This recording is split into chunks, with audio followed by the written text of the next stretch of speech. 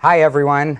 And amazingly, I'm still Arthur E. Benjamin after weeks of shooting on set. And Farrah White is still on set. And here with me today is Emily Hargrove. And you're watching For the Love of Dogs. Each week we introduce you to a few local animal rescue organizations. And today we have two good ones for you.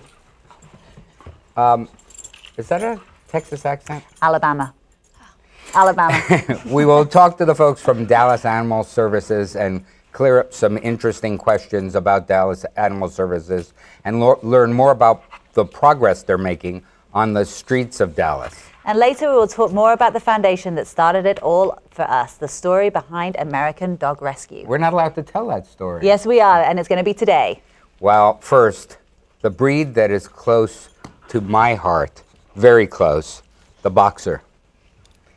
My boxer, Tex, who lives in Utah, was a big part of our family. He is now a part of my extended family because Bandit travels with me, and he lives out in Utah still, having a great life with two other boxers. Today we're going to introduce you to Legacy Boxer Rescue right here in Dallas. Brigitte Robertson is with Legacy Boxer Rescue, and she is here to tell us about the organization and the breed. That's Bridget. Bridget. Brigitte. Oui. Hi, and Hello. Teresa. Hi, how are you both? Thank you We're for great. being here and with your three beautiful Who pups. are these guys? This here is Tyler. Tyler Tyler's looks a exactly one-year-old like fawn. Tex. He sure does. And there we've got Gentry. Gentry's about 1.5. And then we've got Berlin there, and she's about 5 years old. And they're all up for adoption. Yes, all these dogs are up for adoption. We have about 130 dogs in our foster program right now. Wow. Yes. So Been a busy year. you're That's a a lot. very well kept secret here in Dallas. You know what? We are and we're not. We are, starting to grow and expand, and unfortunately, with the popularity of the boxers, also comes a lot more that we're finding in shelters. So we do our best to stay out in the public and fundraise and do what we can to save these beautiful dogs. They are really beautiful, and I mean, Arthur, as you mentioned, has Tex and is a huge, huge boxer fan, aren't you? I am. Funny story. Tex lives out in Utah, and I adopted him less than an hour from when they were going to put him down. He has a separation anxiety problem, and it's familiar to people who are with boxers. He ate an entire bath towel and was left for 3 days by the family waiting for him to excrete the bath towel, and of course it stayed in him and filled his intestines, so they had to literally take the intestines out, vacuum them out, and put them back into Tex, and it's a very difficult, expensive operation. goodness. And I said, okay, it was Christmas time, I'll pay for the operation, American Dog Rescue will pay for it, but I expected they'd give Tex back to the family. And the vet said the family turned him in to be euthanized. We'd never give a dog back to a family that wanted to euthanize a dog. Yeah. He's yours. So 6 years later, I'm still responsible for Tex, and he can't be without another dog or a person, ever. So he looks exactly like this guy, Tyler. Yes. Tyler, you may have found a new home in Utah. How do you feel about How that? Amazing. I feel good. All right, Bridget, tell us Yes. some more about the Legacy Boxer Well, Rescue. Legacy Boxer's been around for about 9 years. In 2012, we actually rescued 275 boxers. So we are a very busy organization. That's huge. Yes, we don't have a facility. All of our boxers are in foster homes, and that's kind of the nice thing about rescue is that our foster families learn about the dogs. They know their likes and dislikes. They come often crate trained, sometimes leash trained. So we really do our best to get the boxers ready for their forever homes and help find them the perfect family. So where do you pull them from, or how do they come to you? They're mostly from shelters. Yeah. They're a lot of them because of overcrowding, some of them because of sickness, illness. Our sweet Tyler has a little bit of a case of mange. That's a perfect example. And when we get the dogs in, we go ahead and get them as healthy as we can so that they're ready for their next home. Would you explain the two types of mange to our audience, because it's very important they understand that Right. this one is not a communicable disease. Correct, right. So Demodex mange is not a, it cannot be passed on. It's strictly just a skin allergy. It's very, very treatable. Dogs respond very well to the treatment. And also, too, I mean, he'll have a beautiful coat. It's like nothing will ever happen, no scarring. There is another form of mange that is very contagious. And it is, we need to be careful with dogs, especially that are in shelters. A lot of disease can be passed around. And so that's one I'm trying to think of the name of that mange. Sorry, off the top of my head. Sarcoptic? Thank you. And that also, it is a little bit more difficult to treat, but it is treatable as well. So it's something that we definitely take care of with our And you dogs. can tell the difference between the two by a blood test? Correct. Or is it by a It's a skin and blood, I believe. Okay. I think they do a scrape. At any rate, the important thing is a dog with the not sarcoptic mange needs to be off by itself and not Correct. communicate. That would Isolate. Demodex mange. They can be with other dogs because they're not going to pass anything Absolutely. on. And that's why little Tyler's here today. And little Tyler will probably be through with this in a month or two. Probably so, And but he can be adopted right now because all you have to do is Absolutely. continue the antibiotic. Yeah, and we have some wonderful vets that work with Legacy Boxer and that would continue to work with you even if our dogs do have some medical issues. So it's wonderful. But we, for the most part, we have very healthy dogs. They go out healthy and they're very well loved and taken care of in our foster programs. And how old are these little guys? Any Tyler idea? here's about 1. One? Yes. He's a puppy. He's a puppy. Gentry is about 1.5, we think, so still a puppy as well. And then Berlin's a little bit more of a mature Berlin. girl at 5. She's beautiful. She's a sealed brindle. However, in the sunshine, she does still have a little bit of brown. Most people are used to seeing the brindles as a brown and black, but she's got. In here, she looks mostly dark, but she also has a little bit of brown in her as well. She's sweet. She's beautiful. She's just set off to the Very side. mellow. Boxers, they're very high energy dogs, but at the same time, they also have this softer, sweeter side where they just want to lay next to you on the couch or take a car ride. They really are wonderful, wonderful pets. They're great with kids. Although we do say a bored boxer is a destructive boxer, they definitely need their exercise. And a lot of times I think that's why we find them in shelters. They're so cute as puppies, but the second they get a little bit bigger, they do need that to burn that energy. And so we look for families that are active, that have kids, that have other dogs. They're great with other dogs, as you can see, of all sizes. And they're just wonderful, wonderful And pets. they're wonderful to chase a ball and take Oh it my further. gosh. They're hilarious. And they're They're not retrievers. Oh yeah, no, I wouldn't say retrievers, but they're very playful. They're very smart. They just depend on some good training and a lot of burnt energy to be great dogs. So. And these two just love each other. mean, Look seriously. at this. Oh, Arthur. Oh, my. Are you an all-volunteer organization? We are all volunteer. We have approximately a little over 200 volunteers right now that work to help us with these breeds. We've got some wonderful fundraisers that we do every year too that actually are probably our biggest fundraisers. We have a Roses for Rescue that we do usually in late April, and then we have a Mums and Roses that we usually do in October, and we sell flowers, and it's 2 of our biggest fundraisers. And how much do you make on a fundraiser like that? Oh gosh, I want to say that last year we made around, I think it was 18,000, maybe 24,000 on one, 18 on another. Okay.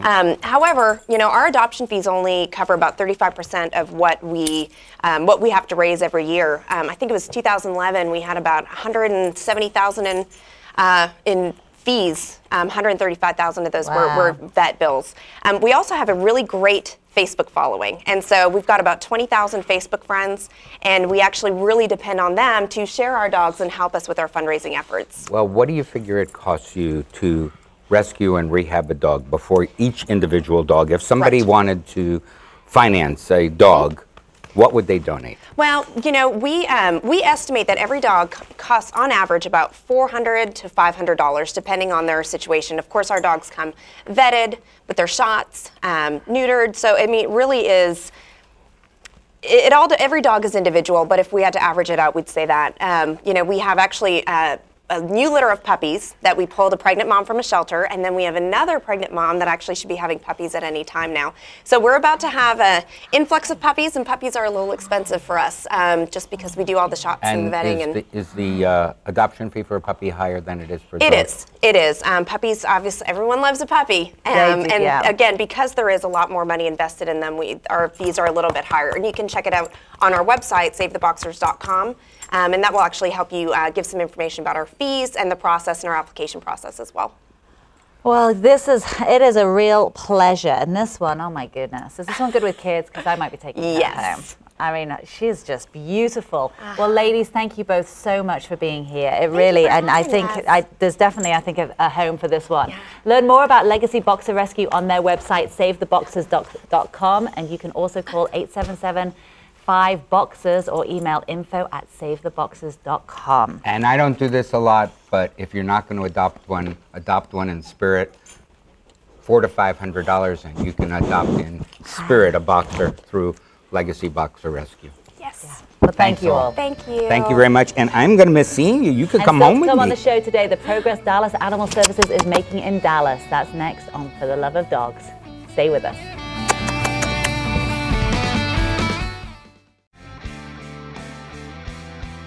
My name is Teresa. This is Scooter. My name is Amber. This is Duke. I'm Dr. Dixon, and this is Annie. I'm Emily. This is Jackson. I'm Kelsey, and this is Skittles. My name is Miko. This is Chloe. My name is Ty. This is Callie. My name is Tamar. This is Simon. My name is Renee. This is Snowball. My name is Dr. Miller. This is Fletcher. My name is Eric. This is Sport. My name is Stacy, and this is Britches. And I'm a pet lover first. And I am a pet lover first.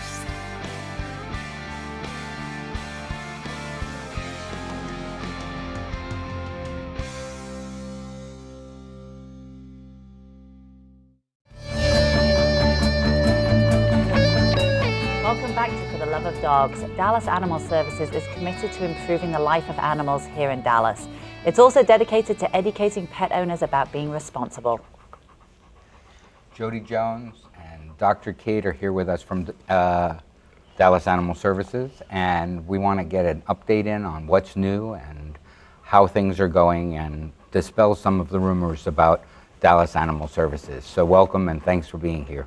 Well, thank you so much for the opportunity. We really appreciate it. Dallas Animal Services, has been going through quite a transformation. We're looking to take it from the days of the dog pound and the dog catcher to a more progressive shelter and community resource. And over the last 2 years, we've been working hard at doing that, and I'm very pleased to say that our resources have come together through collaborating with the community, and we've been able to save quite a few pets. Our live release rate is up. The citizens coming to the shelter to engage the shelter and come to us for resources. We now have a wonderful low-cost and free spay-neuter opportunities available at the shelter. We're doing vaccination clinics at the shelter. So we really want to work at preserving that human-animal bond and realize that Dallas Animal Services is a resource in the community for people that want to keep their pets in their homes too. I'm so thrilled to hear the word human-animal bond. Wayne Pacelli's book, The Bond, Wayne Pacelli being the CEO of the Humane Society of the United States, is a phenomenal book, and it's changed the way we look at animals and people. And it's true that there is a bond between humans and animals, all types of animals, but especially dogs and cats, and dogs in terms of their unconditional love. It is a special bond. How would you say Dallas Animal Services is misperceived? Well, I think, when you think about animal control and you look at how it's projected, even in the comic strips and the cartoons and whatnot, are days of the dog catcher, and they're days of when the focus was just bringing in animals and housing them till their stray period was up and euthanizing it. And the focus and the change nationally for animal welfare and animal control agencies is really to use our taxpayer dollars wisely and be preventative and proactive in the approach, bringing resources into the community. So, as we've started to engage our community and open our doors, invite them in, get rid of the myths and dispel the rumors about what went on inside of our doors, and maybe accept some accountability for things that may not have gone as well as they should have in our division before we got here. We've really got a great support network in our community. Dr. Kate is absolutely wonderful with helping us keep our Facebook page going, which is a really nice way to kind of let the community know what's going on a daily basis. Well, from your Facebook page, I want to adopt pretty much everyone that comes through, because you have Sylvia doing the photography for your BSP pets, and the pets that come out on the Facebook. They tear at your heart, and you just want to drive to you straight away and go and pick them up. Oh, good. But yeah, so it It's works. effective. It is. It really is effective. But you have, I mean, since Jody has come into Dallas Animal Services, I have heard so many amazing things about you and what you've done here. Oh, thank you so much. But you know, it's not really about any one person. Right. It's about the team. It's about the community working together. You know, Dallas is such a committed community towards animals and making animal resources more available and improving the lives of the people and animals around us.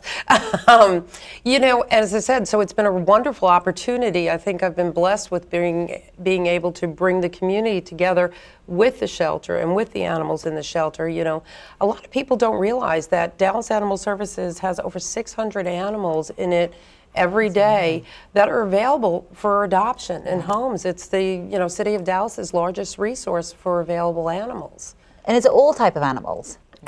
Absolutely. You know, we have cats, kittens, puppies, dogs. I think we even have a guinea. Yeah, well, the guinea pig Duke was adopted yesterday, last night. So, but we do have a rat available for adoption now. So yeah, whenever any of the not typical animals comes in, we either try to find a group that we can work with to transfer them out or try to adopt them out ourselves. You know, I'd like to throw out a challenge. Dallas is an animal-friendly community, and Miami recently did something that's amazing. They created a pet trust. Yep. And in that each home, there was a vote, and massively the homeowners voted to increase their home taxes, just $20 per household. And that is funding a $20 million rebuild of their animal services. And I'd like to see Dallas do the same thing, because I think the people of Dallas have even bigger hearts than anything I've seen anywhere else in the country. And it would be a way for us to improve the shelter and also to get people truly involved in a more humane solution for our extra dogs and cats. Right. Absolutely. It definitely is a community effort, and that's something we try to relay all the time when we're talking to the citizens of Dallas. Wouldn't that be wonderful? Wouldn't if you could push that through the City of Dallas? That would be great. We don't say no to help. No, exactly. So tell us about who we have with us today. Go ahead. Yeah. No, go ahead. So this is Faye. So Faye's been with us for, unfortunately, about 3 weeks at this point in time. She did come in through results of a house fire. So the home that she was living in was burned down, and actually her canine sibling was lost in the fire as well. But Faye and her human family did make it out alive, and they're just in a situation where they can't have Faye at this point in time. So they entrusted us with her care and asked us to put her up for adoption and find her a new loving home. So that's what we're working on doing. So we've been trying to highlight her on Facebook, and we thought today would be another great opportunity to get her. So this is Faye. Yes. And she's wonderful with kids and with other animals? Yeah, she seems really, pretty rock solid. She's pretty bomb-proof. She did great in the car on the ride over here. She put her head out the window a little bit and then just lay down like this. And she's been just a role model in the shelter, and she seems to be housebroken. So, I think everything about Faye says win-win, and she would be a great dog in any household.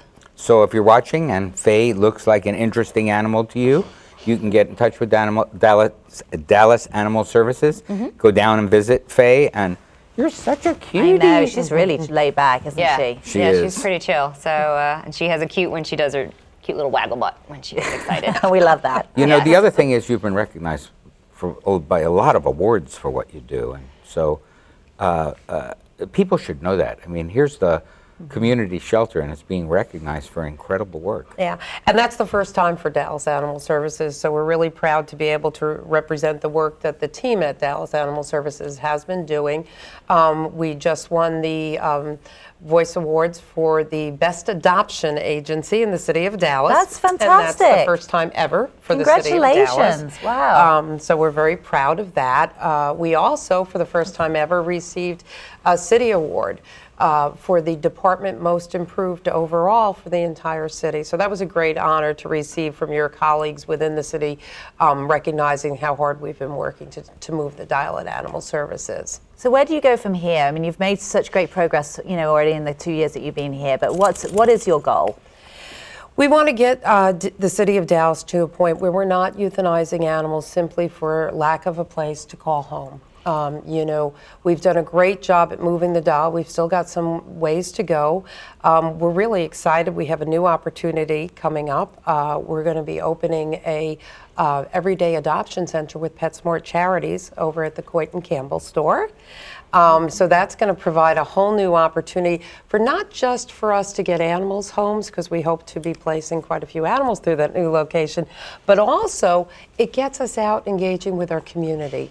And it helps us help people understand if they have a need pertaining to an animal, where they can go for those resources in the community. Right. Absolutely. And so if you have an animal that needs to be spayed or neutered, go to Dallas Animal Services for their low-cost solutions, because that's ultimately the solution to this problem. Absolutely.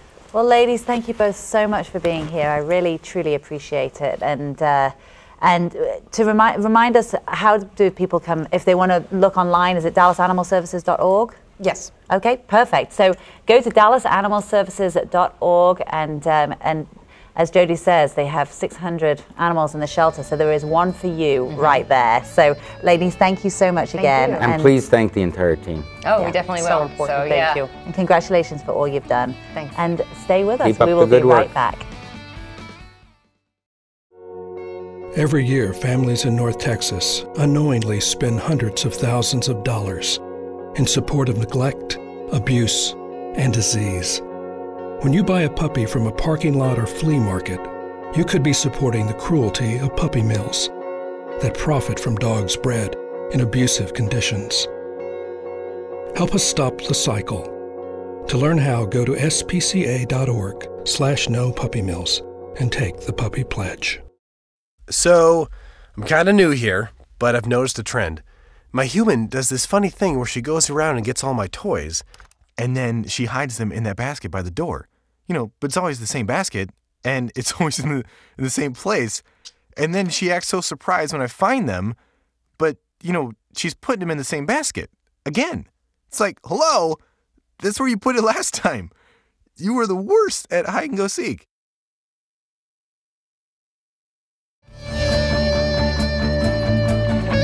Welcome back to For the Love of Dogs. This show was created by Arthur and his foundation, American Dog Rescue. But we have never really talked about what the foundation is all about. So let's put the camera onto you, Arthur, and turn it around. Bandit says, why are you picking on Arthur? Because this show is the whole reason because of American Dog Rescue. So tell us, how did American Dog Rescue start? If we go way back. Yes, let's go way back. Way back. I was about 7 years old, and I got presented with a birthday present, Boots. Boots was a little puppy, all black mix with white boots, hence Boots. Not very creative, and Boots went from jumping out of my arms and breaking his leg to a very bad case of diarrhea, and my parents, and chewing up everything. And my parents weren't prepared, and you need to be prepared for a dog when it comes into your family. Yep. And Boots went to Bidewee Homes, which is a no-kill in New York, and so I learned no-kill, and I learned love of dogs, hence For the Love of Dogs. Yep. And then dogs taught me another lesson when my wife had breast cancer 9 years ago, and this little teacup poodle, little boy poodle named Buddy, 6 pounds, started predicting her seizures. Just of his own volition, he started to predict them. I had to learn to recognize the sign of So what did he do when she was about to have a seizure? He looked to me like he was choking. He was mimicking a seizure. But the first time I reached down his throat to free up what was ever in there, and she went into a seizure, I didn't even associate it. And then I learned over the next few that was, so he became a seizure prediction dog and traveled with her. That's amazing. And Buddy is the co-founder of American Dog Rescue for that reason. He's passed on now, and he's buried at Tri-County Humane. And he's buried with a beautiful gravestone that says co-founder of American Dog Rescue. But as not just animal, people think, oh, you're just for the animals. No, I have another foundation, the Family Foundation, and that's also a 501c foundation that does things for people. So we raise money for animals, and we raise money for people, and we do things to help change the world. It was originally called the other foundation, the Butterfly Effect Foundation, till the movie The Butterfly Effect came out and ruined the whole thing. But it's as a butterfly flaps its wings in Japan, it can produce either a terrible day or a beautiful sunny day. And so these little acts that each of us do, whether it's saving an animal who's in the street and taking it to the shelter, whether it's donating a couple of $100, $50 to American Dog Rescue or another organization that we have on the show, this makes a difference. And it makes a difference in the lives of animals and people because of the bond we were talking about in the last segment. Right. And I think one of the main things that really kicked it off was Hurricane Katrina. Is that correct?